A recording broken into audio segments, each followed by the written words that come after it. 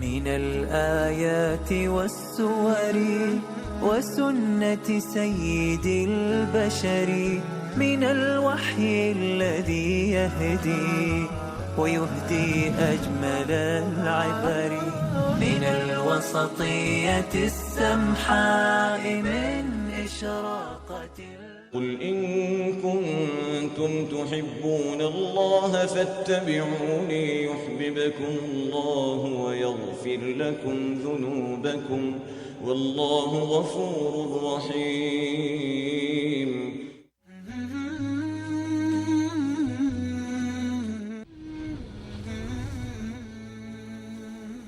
السلام عليكم ورحمة الله وبركاته. الحمد لله والصلاة والسلام على رسول الله وعلى آله وصحبه ومن اتبع هداه إلى یوم الدین و بعد. دوستان عزیزان و سروران گرامی که در برنامه‌های جایگاه سنت درس‌هایی از کتاب الایمان از صحیح البخاری یا کتاب الایمان در صحیح البخاری را با ما پیگیری می‌کردند، چون بنابر درخواستی بعضی از این دوستان دوباره ادامه همان درس‌ها با هم در این فرصتی که الله تبارک و تعالی میسر کرده و ارزانی داشته با هم یک جا میشویم و از الله تبارک و تعالی سپاسگزاریم که الله تبارک و تعالی را سپاسگزاریم که با ما فرصت عنایت فرمود و این توفیق را ارزانی داشت و از او طلبگاریم که با ما توفیق و هدایت مستمر نصیب گرداند و همیشه ما را مورد لطف و عنایت خویش قرار دهد. در درس گذشته ادامه درس قبلی که بود رسیده بودیم از کتاب الایمان.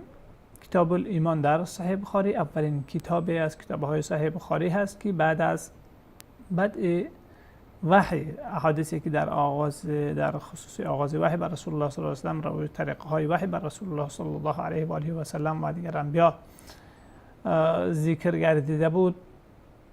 اولین کتاب در صحیح بخاری کتاب ایمان هست، چون وحی ایمانیات را در قدم نخست برای بشریت آورده، سپس اعمال تطبیقی و اجرایی تابع این ایمانیات هست. لذا اولین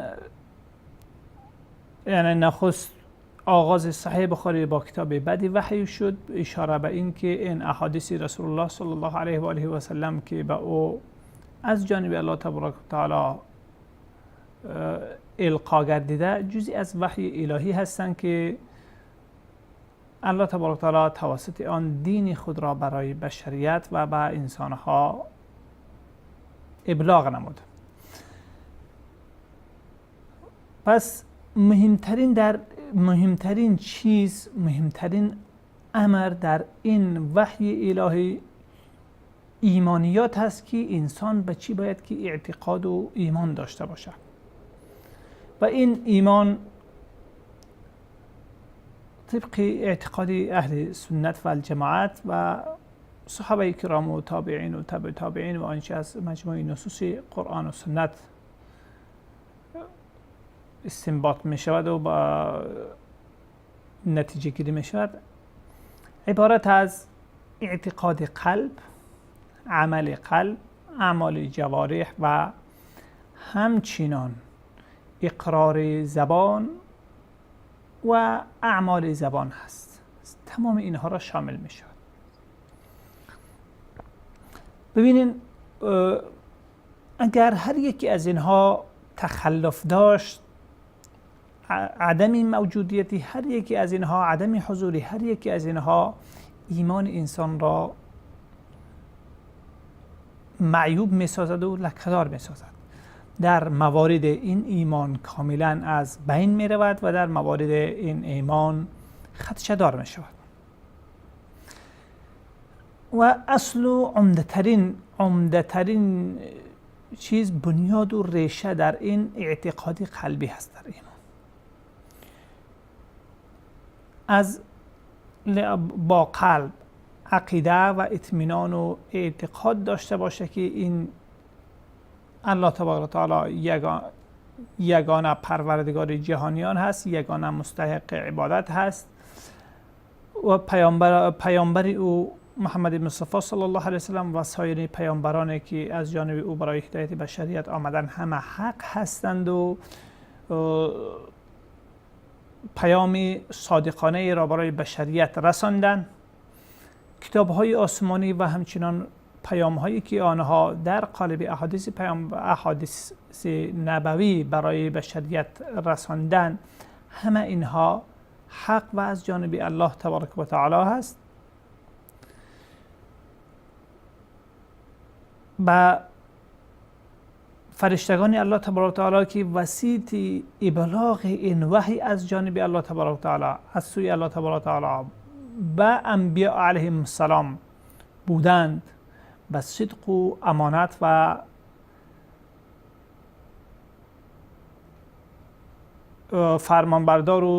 فرمانبردار و مطیع و متقی و پرهیزگار بودنی از آنها اعتقاد کامل داشته باشه که آنها هیچ اندکترین اخلال در این ادای امانت نداشتند و مجال این اخلال در کار آنها وجود ندارد. همچنان پیامی که این رسالت های الهی با خود دارند و تمام انبیاء علیهم السلام جزئی از پیام های ثابتشان بود، این هست که این انسان و این حیات و زندگی که در دنیا وجود داره، این پایان زندگی انسان و پایان کار انسان نیست، بلکه انسانها در این دنیا که مکلفیت هایی برای آنها بر آنها سپرده شده، در روز پس از مرگ دوباره اینها زنده خواهند شد و حساب و کتاب خواهند شد و نیکوکارانی که در این دنیا شاید لحظه ای از لذت این دنیا را نچشیدند، پاداشی اعمال نیک خود را، پاداشی رفتار و کردار نیک خود را از سوی الله تبارک و تعالی، از جانب الله تبارک و تعالی به عنوان بهشت و دیدار پروردگار جل جلاله و هم صحبتی و هم نشینی انبیا و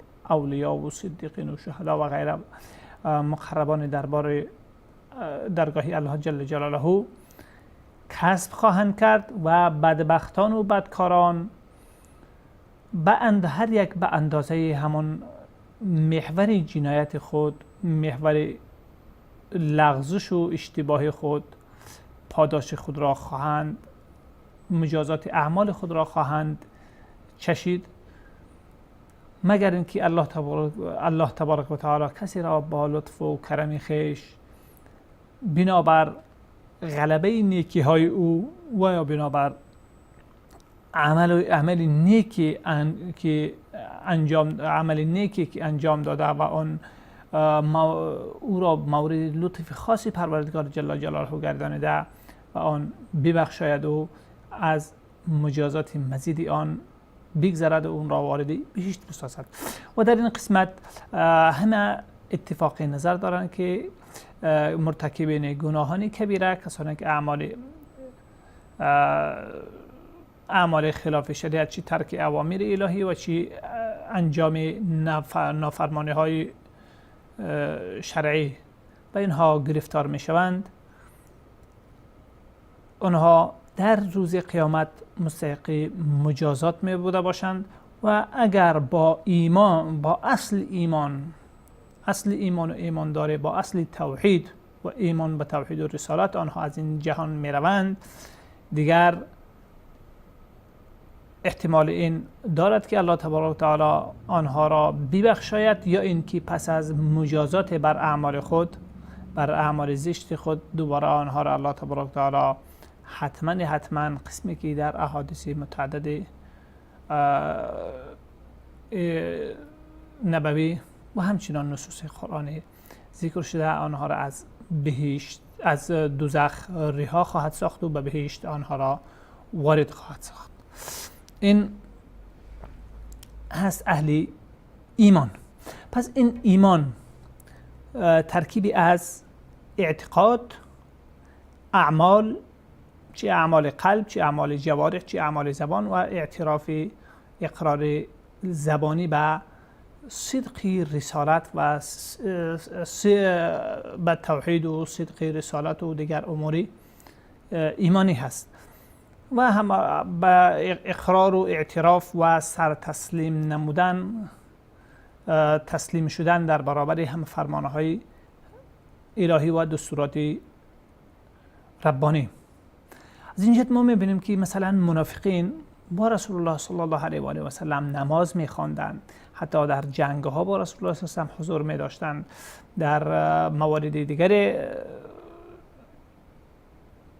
جانفشانی‌هایی هم داشتند به اساس آنچه که یا تقاضاهای قومی بود یا تقاضاهای دیگری بود یا اینکه نمی‌خواستند خدا کم جلوه بدن. آنها با وجود این همه هم به زبان می آوردند و هم عملاً اجرا می کردند، هم کلمه می خواندند. با وجود این آنها اهل ایمان به شمار نرفتند، به خاطر که اعتقاد قلبی را با خود نداشتند و قلباً با این دین و با این پیام الهی، با توحید و رسالت آنها اعتقاد و باورمندی نداشتند، همانندی فلاسفه و غیره. مثلا قسمی که کی میگویم، مثلا ابن سینا، فارابی و غیره شرح میدهند که یعنی حق یکی آن چیزی هست که مثلا درباره توحید، درباره میعاد، درباره رسالت و غیره میگه یکی چیزهایی هست، حقایقی هست که آنها را فلاسفه درک کردن و اینها اصل حقیقت هستند. یکی مطالبی هست که پیامبران به عنوان تلاش برای اصلاح جامعه و در کنترل گرفتن جامعه از قبیل بهشت و دوزخ و حساب و کتاب در آنجا و برگشتی دوباره حیات به انسان‌ها یا برگشت انسان‌ها به حیات و زندگی مجدد برای حساب و کتاب، این همه چیزی است که اینها را انبیا برای به عنوان یک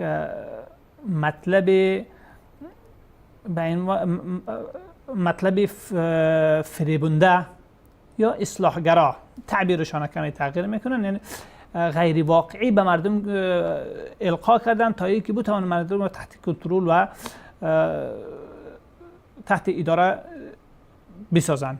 ورنه حقیقت همان چیزی هست که مثلا فلاسفه درک کردن که آنجا میعاد جسمانی دیگری نیست، بلکه انسان ها با طی کمالات در اصل از الله جدا شدند و جزئی از بدن الله بودند. از آنها الله نمیگن، ذات واجب الوجود میگن، جزئی از بدن ذات واجب الوجود بودند به عنوان عقل اول و بعد از عقل دوم و سوم و چیزهایی که سفسطه‌ای که دارند تا به عقل دهم و فلک نهم و اینها از بدنه ذات واجب الوجود جدا شدند. پس اینها با طی مراحل و تصفیه کاری های متعدد میروند، با همان عودت میکنند و برمیگردند با همان اصل خود که با ذات واجب الوجود یکی میشوند، دیگر وجودی متعدد باقی نمیماند. قسمی که این وحدت الوجودی ها و اینها هم صوفیان وحدت الوجودی هم به این عقیده هستند و تعدادی از حلولی ها هم به این گرایش هستند. بلکه وحدت الوجودی ها عقیده چیزشان بالاست که هنوز فعلا هم انفصال قائل نیستن و این عقیده حلولی ها بیشتر هست و عقیده حلولی ها با این فلاسفه نزدیکتر است نسبت به وحدت الوجودی ها. به هر حال پس اینها یعنی با صدق رسالت و با توحید الله تبارک با اینها عقیده ندارن، اگرچه به ظاهر خود مسلمان میگرفتن، در جامعه اسلامی زندگی میکردن، چیزهای دیگری بود. پس این اعترافی از آنها حضورشان در مسجدها و غیره به آنها سوده نخواهد داشت، چون آنها اعتقاد به صدق قرآن، صدق پیامبران الهی با توحیدی که انبیای الهی بیان کردن، چی از توحید عبادت، توحید ربوبیت و غیره هست، با هیچ یکی از آنها ایمان ندارد. حتی با توحید ربوبیت هم که مشرکین قریش با او عقیده داشتن، اینها عقیده نداشتن. به هر حال این باعث شد که این نمونه بارزی هست برای اینکه این افراد بدون اعتقاد داخل ایمان شدن نمیتوانند، بلکه اینها را اهل ایمان گفته نمیشه. در جهت دیگری مثلا کسانی که کفرشان کفر جحود هست یا کفر استکبار هست، کفر جحود یا کفر استکبار گفته می شود، قسمی که در قرآن کریم وجحدوا بها واستيقنتها انفسهم، وجحدوا بها واستيقنتها انفسهم، میگه که از پذیرای این حق و دعوت الهی و دعوت پیامبران الله جل جلاله به سوی توحید و ایمان بر رسالت و تمام پیام الهی که برایشان داده شده بود، از این انکار کردن. جحدوا بها واستيقنتها انفسهم، در حالی که نفسهایشان، دلهایشان به او یقین کرده بود، یعنی دلهایشان باورمند بود، کاملا یقین کرده بود که این حق هست و این صدق هست، پیام صادقانه هست، اما قلبهایشان به او یقین کرده بود، اما آنها به او تسلیم نشدند و در صحنه عمل قلب را همراه با باور قلب یک جا نساختند، عمل جوارح را با عمل قلب و با اعتقاد قلب و باور قلبی یک جا نساختند. پس ایمان از آنها، این برای آنها ایمان به شمار نرفت. یا اینکه کسانی که مثلا مانند هرقل، حدیثی بعدی خواهد آمد، مانند هرقل پادشاه روم اعتراف هم کرد نزد همون سران حکومت خود که این حق است و این پیامی هست که با پیامی که عیسی علیه السلام آورده هیچ تفاوتی نداره، اما آماده عملا آن را نپذیرفت، عملا خود را تسلیم به او نکرد، تا قلبا هم اقرار کرده بوده، با کاملا باور و تصدیق کرده بود و به زبان هم اقرار کرده بود ولی نپذیرفت. یا مثلا به طور مثال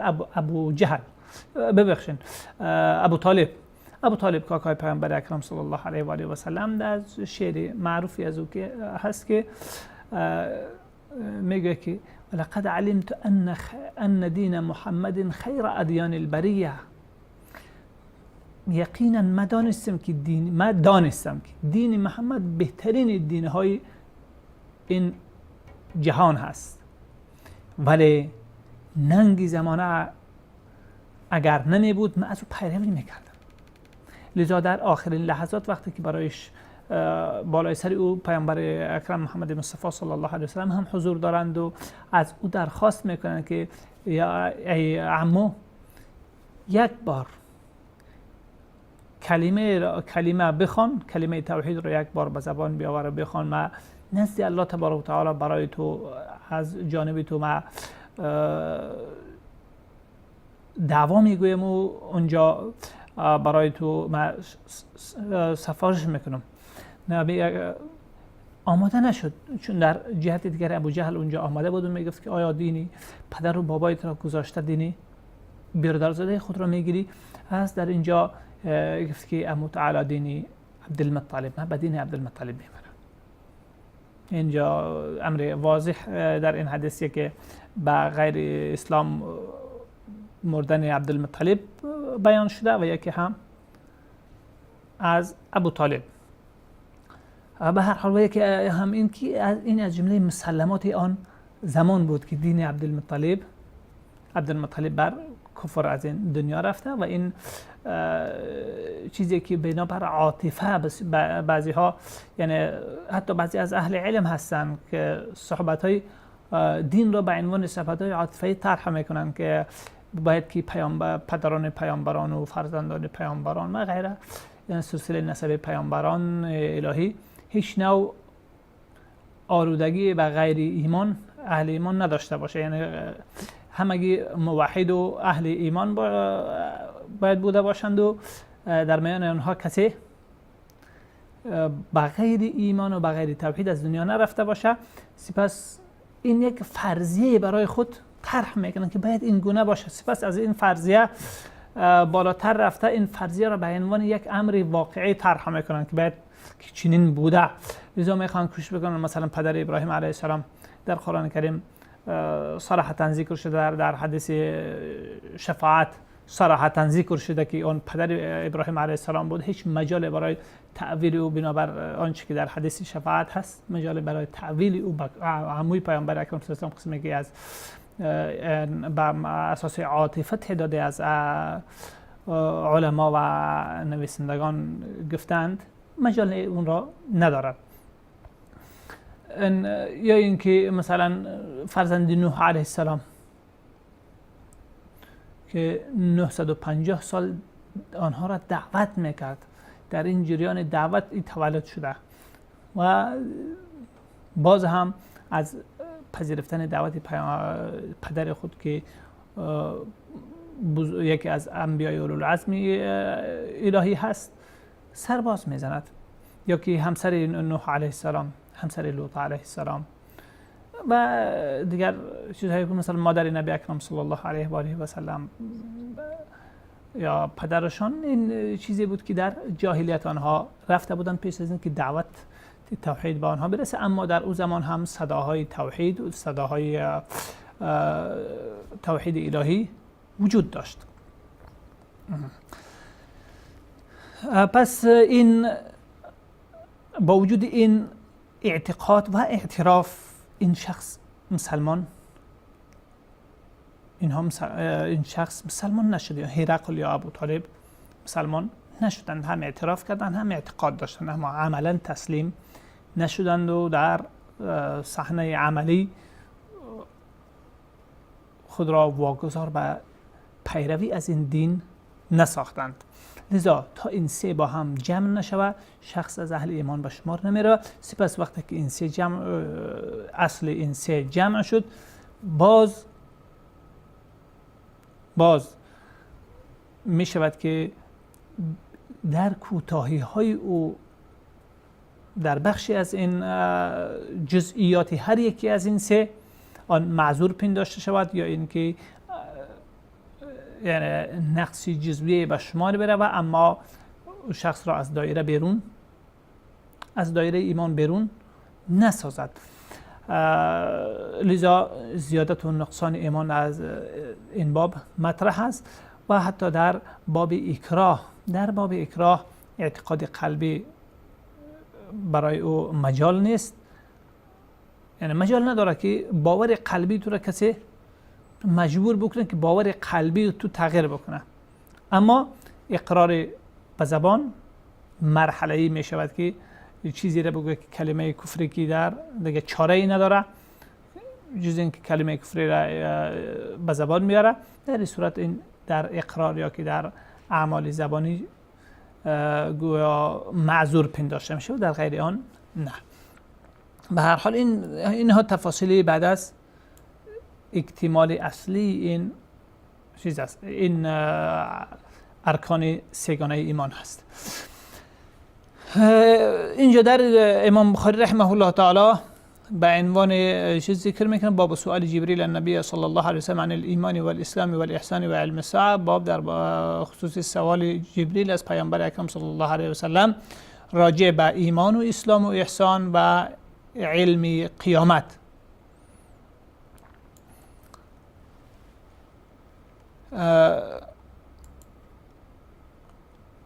بیان نبی صلی الله علیه و سلم له و بیان نبی اکرم صلی الله علیه و سلم برای جبریل علیه السلام. ثم قال سپس نبی اکرم صلی الله علیه و سلم بعد از اینکه تمام اینها را بیان کرد چی فرمود؟ جاء جبریل علیه السلام یعلمکم دینکم، جبریل آمده بود دینتان را برای شما آموزش میداد. فجعل ذلك كله دینا، تمام اینها را دین اسلام دین معرفی کرد. یعنی چی ایمانیات بود، اعتقادیات بود، چی از اعمال عملی و تطبیقات اجرایی عملی بود و چی از آنچه به نیت و به اخلاص قلبی و اعمال قلبی تعلق داشت. تمام اینها را شیخان جعل ذلك کله دینا، تمام این را دین نامید و دین قرار داد. یعنی یکی از این خارج از دایره دین نیست، نه اعمال شرعی، مکلفیت های شرعی و نه عقاید، باورها و ایمانیاتی که در شریعت آمده. و ما بیان النبی صلی الله علیه و سلم لوفد عبدالقیس من الایمان، و بیان آنچه که نبی اکرم صلی الله علیه و سلم برای وفد عبدالقیس از ایمان بیان کرد. این چیزهایی که در این حدیث جبرئیل به عنوان، یعنی غالبا به عنوان اسلام بیان شدن، در حدیث وفد عبدالقیس اینها را نبی اکرم صلی الله علیه و سلم به عنوان اساسات ایمان بیان کرده. یعنی مطالب محوری ایمان، اینها مطالب عملی، مطالب محوری عملی در ایمان هستند. این مطالب ارکان اسلام به شمار می روند. پس در این نبی اکرم صلی الله علیه و آله و سلم قسمی که یک بار اینها را در حدیث جبریل به عنوان اسلام نامیده، در حدیث وفد عبدالقیس که از روایت عبدالله ابن عباس رضی الله تعالی عنه، ابو سعید خدری و غیر صحابه کرام رضوان الله علیهم اجمعین هست، اونها را ایمان، نام ایمان به آنها داده. و قوله تعالی، و قول الله تبارک و تعالی، و من یبتغی غیر الاسلام دینا فلن یقبل منه. میگه الله تبارک و تعالی میفرماید که کسی که غیر از اسلام دینی دیگری را میگزیند، پس هرگز تلاش میکند، جویا میشود غیر از اسلام دینی دیگری را، پس هرگز از او قبول نخواهد شد. در اینجا نبی الله تبارک و تعالی دین و اسلام هر دو را یک، دین الهی و اسلام هر دو را یک چیز قرار داده. چی در ایمانیات هست، چی اعمال هست، اعمال زبانی هست، چی اعمال قلبی هست، چی اعمال جواری هست، تمامی از اینها هم اسلام نامیده می شود و هم دین نامیده می شود و هم اینها جزئی از ایمانیات انسان هست. یعنی اینها کلمه هایی هستند که در نصوص شریعت گاه یک جا می شوند، هر یک معنای خاصی خود داره، بخشی از دین دلالت میکنه. مثلا وقتی که ایمان و اسلام یک جا ذکر شوند، ایمان به عقاید و باورهای قلبی استعمال میشه، و وقتی که اینها از هم جدا ذکر شوند، هر یکی از اینها کامل دین و کل دین شامل میشه.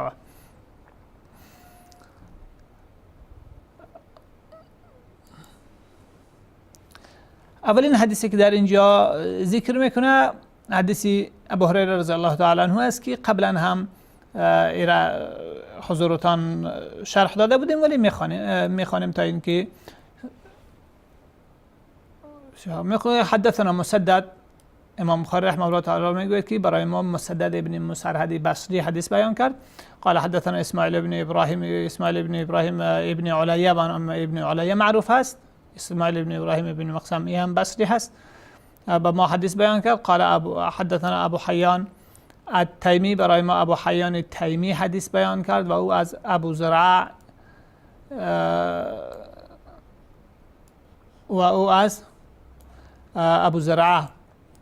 از ابو هریره رضی الله تعالی عنه قال، گفت کان النبی صلی الله علیه و آله و سلم، نبی اکرم صلی الله علیه و سلم روز کان بارزا یوما للناس، ابو حیان تیمی یحیی ابن سعید ابن حیان تیمی یعنی نامش هست، و ابو زرعه هم که هست نامش و کنیتش هست. میگه نبی اکرم صلی الله علیه و سلم روز در جای باریز برای مردم نشسته بود مکان جای باریز، جای در نشست عمومی، نشست عام برای مردم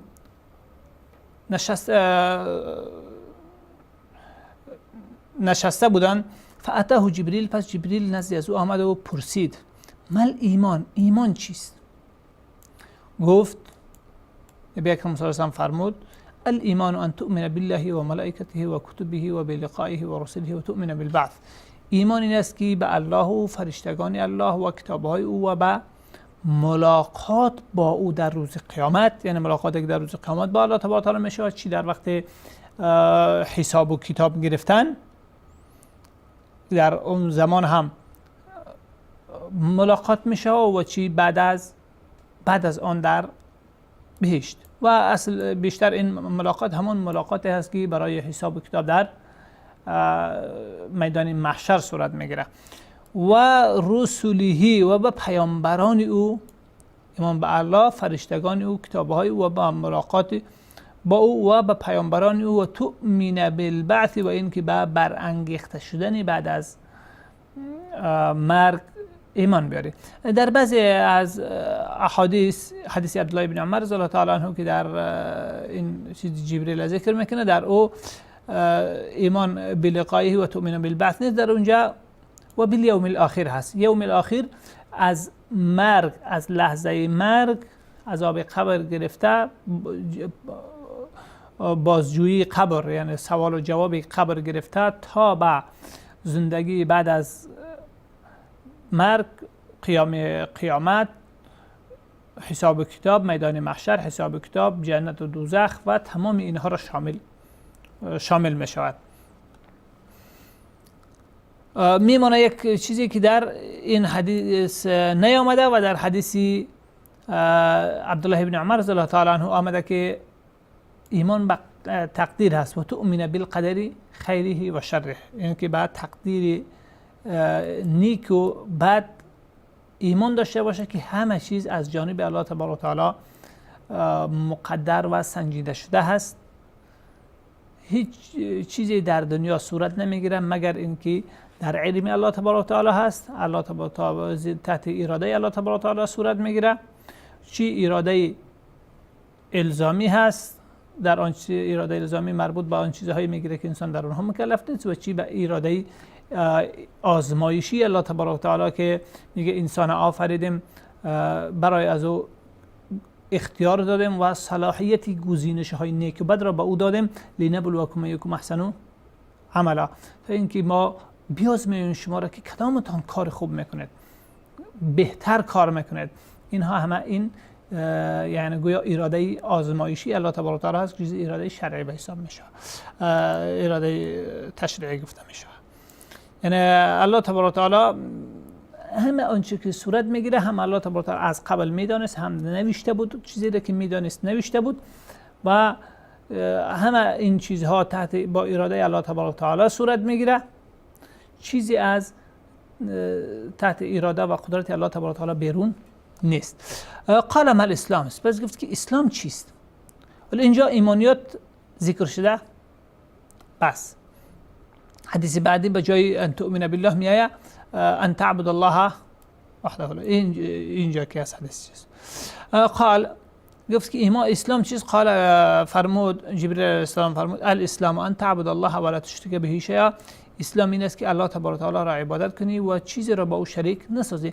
در بعضی روایات ان تشهد ان لا اله الا الله، یعنی توحید ذکر شده و این معنای لا اله الا الله را ذکر کرده که الله تبارک و تعالی را عبادت بکنی و چیزی را با او شریک نسازی. تنها با زبان لا اله الا الله گفتن این را اسلام گفته نمیشه. یعنی معنای لا اله الا الله این چیز هم اعتقاد داشته باشی و هم عملا جز الله چیزی دیگر را عبادت نکنی، هیچ نوعی از انواع عبادت را برای غیر الله تبارک و تعالی صرف نکنی.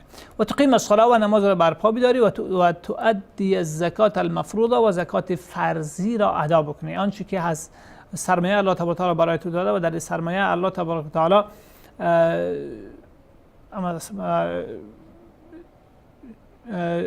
یکی در 40 یا 2.5% سهم فقرا را تعیین کرده، باید او را بپردازی.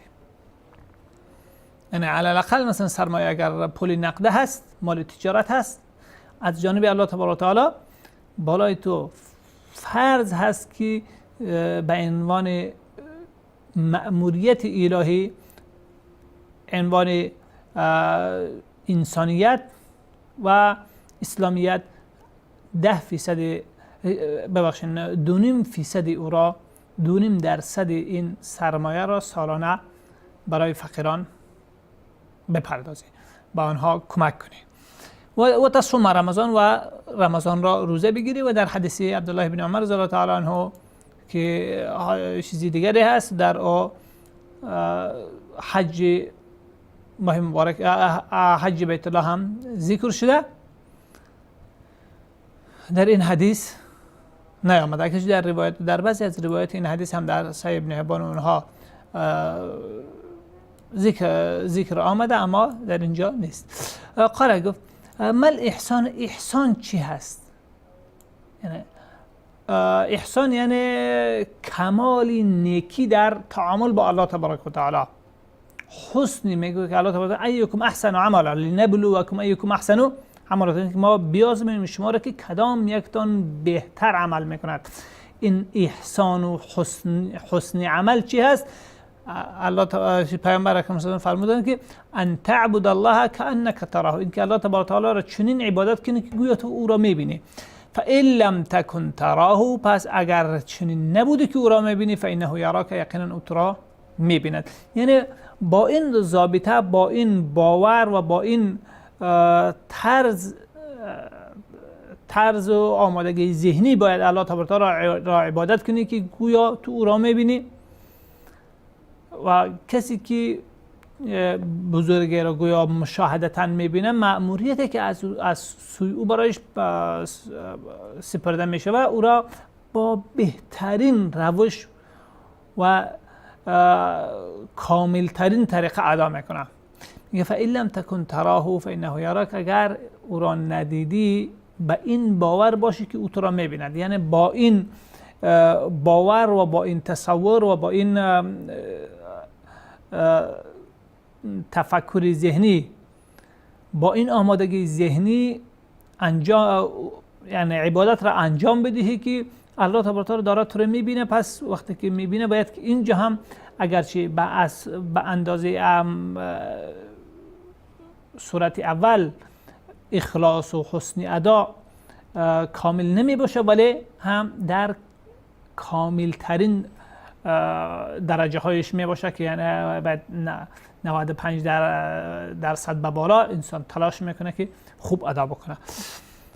پس اینجا کمال اخلاص، احسان در عبادت، ایکم احسن عملا، یعنی کمال اخلاص در عبادت در اینجا مرادش است. قال جبرئیل ازم پرسید متى الساعه، قیامت چه وقت برپا میشه؟ این همه عبادات و ایمانیات مرتبط است به این که قیامت هست و در قیامت بازجویی و بازپرسی است و حساب و کتاب هست. اگر زشت کردی مجازات میشوی و اگر نیک کردی پاداشی نکو داده میشوی. پس او چی وقت هست؟ نبی اکرم صلی الله علیه و آله فرمودند مل مسئول عنها باعلم من السائل، کسی که از او پرسیده شده از پرسنده بهتر نمیدانه این مسئله. یعنی این چیزی هست که الله تبارک و تعالی و عنده علم الساعه،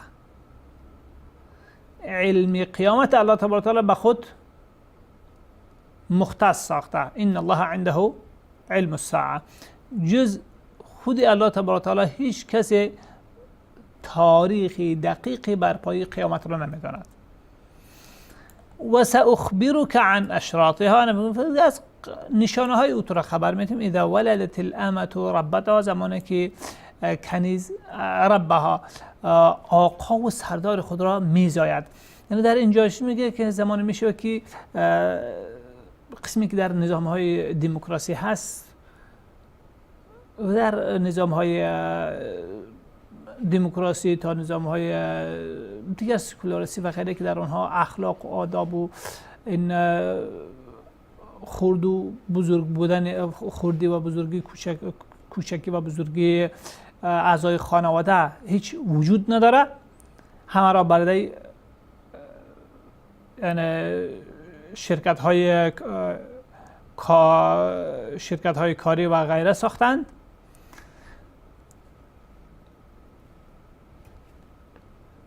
اینجا پدر و مادر تابع می باشند.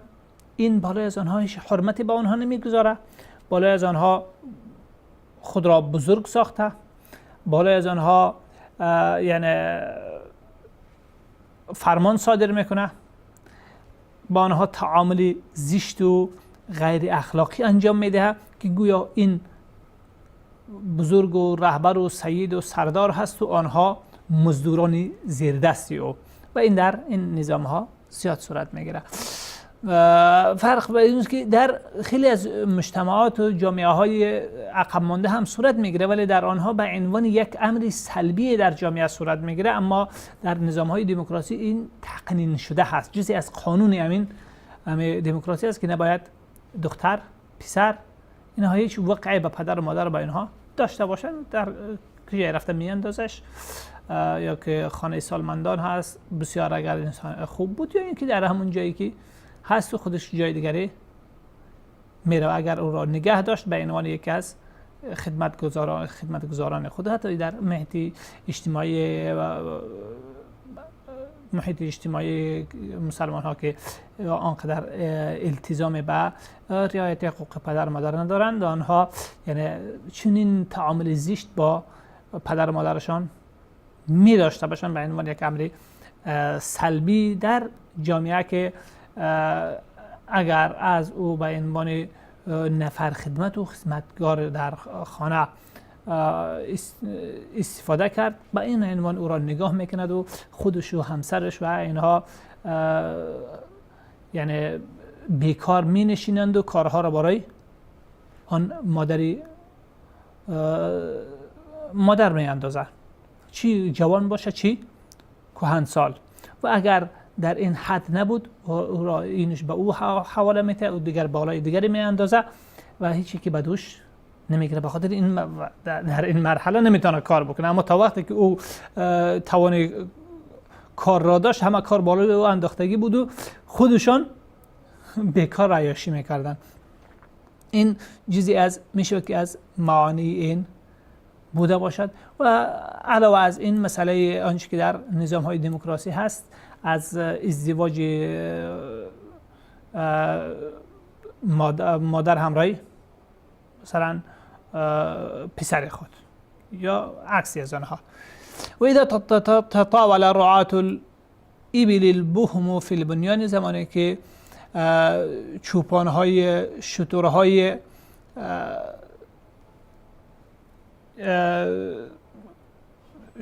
شترهای البهم جمع بهیمه، گنگو کسی یعنی سخن گفته نمیتوانند، اینها چی بکنن؟ در ساختمان سازی با هم پیش دستی بکنن و با هم مقابله داشته باشن.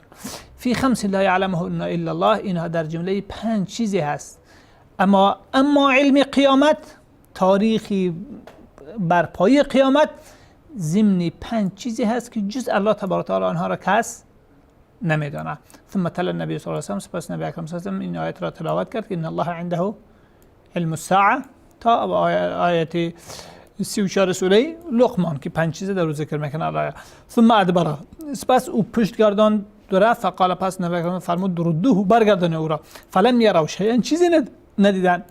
فقال، نبی اکرم فرمود هذا جبریل جاء یعلم الناس دینهم، این جبریل بود که آمده بود برای مردم دینشان را آموزش میداد. قال ابو عبدالله، ابو عبدالله امام بخاری رحمه الله تعالی هست، این گفت جعل ذلك كله من الایمان، تمام اینها را جزئی از ایمان ساخته. در اول بیان کرده بود که جعل ذلك كله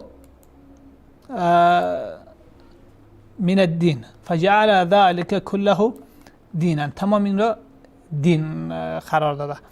و در اینجا میگه فجعل ذلك كله من الایمان، تمام این را از جمله ایمانیات قرار داده. پس حدیث دومی که در اینجا ذکر میکنه، حدیث جبریل، حدیثی هرقل هست، قبلا به او اشاره کردیم. میگه حدثنا ابراهیم ابن حمزه که از نسل زبیر رضی الله تعالی عنه است. میگه ابراهیم حدیث بیان کرد، گفت حدثنا ابراهیم بن سعد، برای ما ابراهیم بن سعد زهری که از نسل سعد بن ابی وقاص رضی الله تعالی عنه است، او برای ما حدیث بیان کرد. عن صالح، او از صالح که صالح ابن کیسان هست. عن ابن شهاب، او از ابن شهاب. صالح ابن کیسان هم دوره های ابن شهاب بود، با هم درس می‌خواندند، پس ابن شهاب عالمی ورزیده تر شد و صالح دوباره از این نزدی شاگرد شد.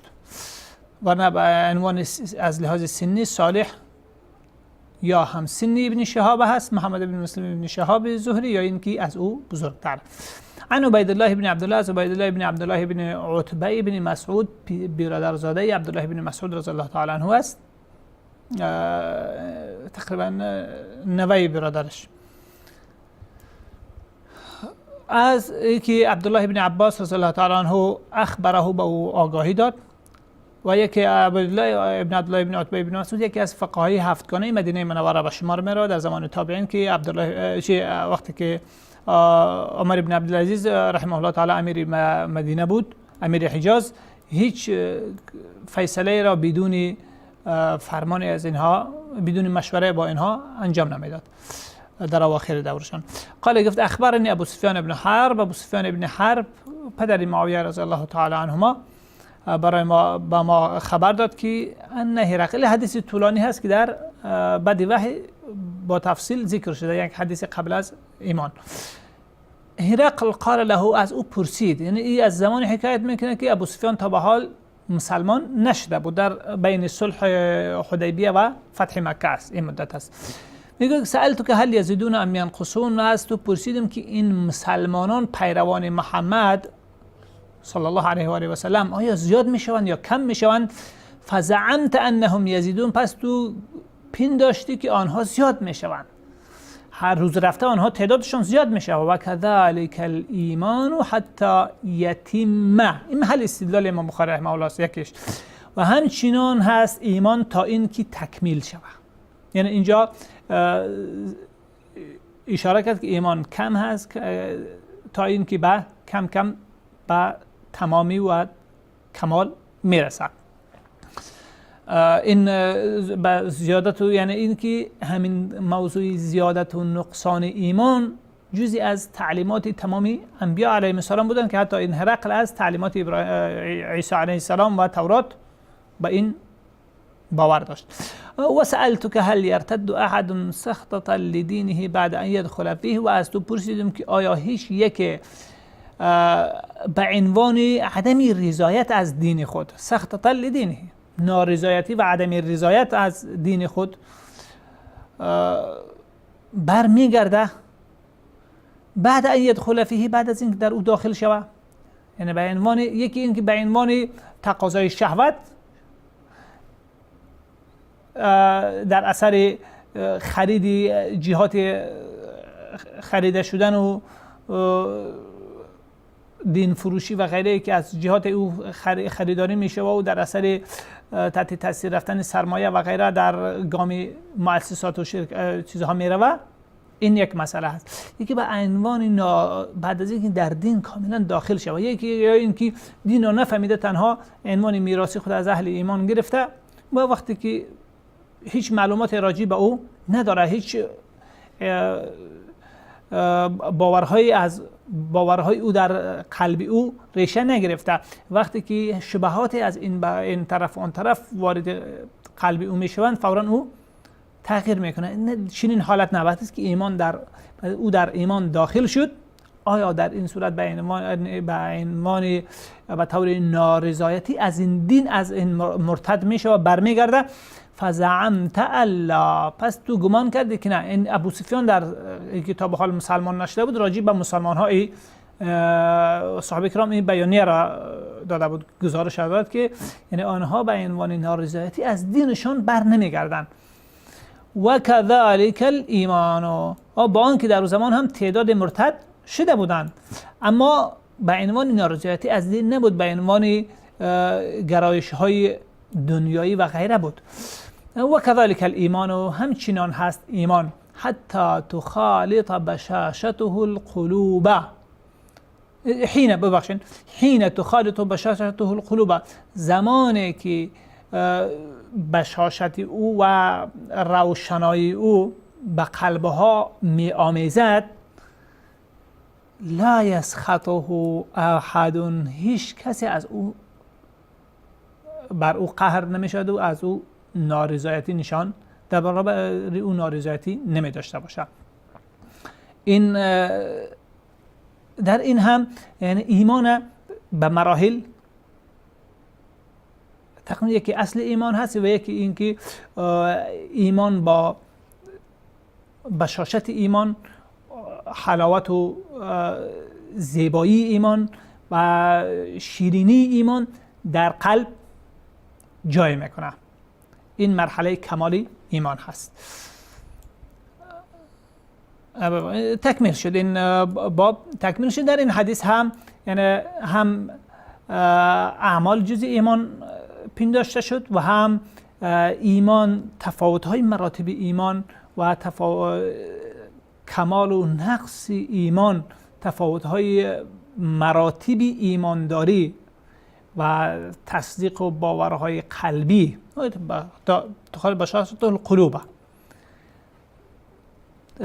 ارتباط قلب با ایمان، رابطه قلب و ایمان، رابطه قلبها و ایمان با هم تفاوت داره. در بعض قلبها ایمان عمیق‌تر و رساتر می بوده باشه، شیرینی او بیشتر در او شیرینی ایمان را جذب میکرده باشه و بعضی ها کمتر، و به هر اندازه که بیشتر بود به همان انداز قوت ایمانی او بیشتر می باشه و نسبت ایمانی او بیشتر و زیادتر می بوده باشه، و هر اندازه که کمتر بود و همون انداز در ایمان او نقص هست. چی به اساس کمالیت ایمان در قلب هست و چی به اساس اعمال در یعنی نسبت تصدیق قلبی و چی نسبت به ادای مأموریت های دینی که هر یکی از اینها ایمان انسان در قلب و ایمانداری انسان بیشتر میکنه. مثلا هر انسان از خودش احساس میکنه که وقتی که عمل نیک را عملهای نیک را پیهم انجام میده، به او انداز یعنی قوت ایمانی قلبی او حس میکنه که بیشتر هست، و وقتی که در اونها کوتاهی میکنه به همون انداز میبینه که وزن بالای ثقل و وزن کراهت در ایمان او در قلب او هست. اینجا که بیانگر این هست که اینجا خدش ایمان قلبی او و رابطه قلبی او با ایمان چیزی خدشه‌دار شده. الله تبارک و تعالی این وضعیت از رابطه ناخوب میان قلب ما و میان ایمان و میان اعمال ما و میان ایمانیات این رابطه ناخوب را از بین بردارد و با بهترین نوع و وضعیت او که مورد رضای او تبارک و تعالی هست، رابطه ما را با ایمان، رابطه قلب‌های ما را با ایمان و ایمانیات و رابطه جسم‌های ما را با اعمالی که ایمان ما را می افزاید در محکم‌ترین حالت قرار بده و از همه لغزش هایی که در ایمان ما خدشه ایجاد میکنه ما را در امان بدارد. به امید دعاهای پیام مستمرتان و تا دیدار دیگر شما را به الله تعالی میسپاریم، ولی به امید دعاهای مستمرتان اینکه الله تبارک و تعالی به ما و شما و والدین ما و شما و به همه مربوطین و با سگان ما و شما هم توفیق و هدایت نصیب کنه و هم لغزش های ما را ببخشد و در بهشتی برای همه ما و شما را با هم یک جا بسازد. و صلی الله وسلم و بارک علی نبیه و رسوله محمد و علی آله و صحبه اجمعین.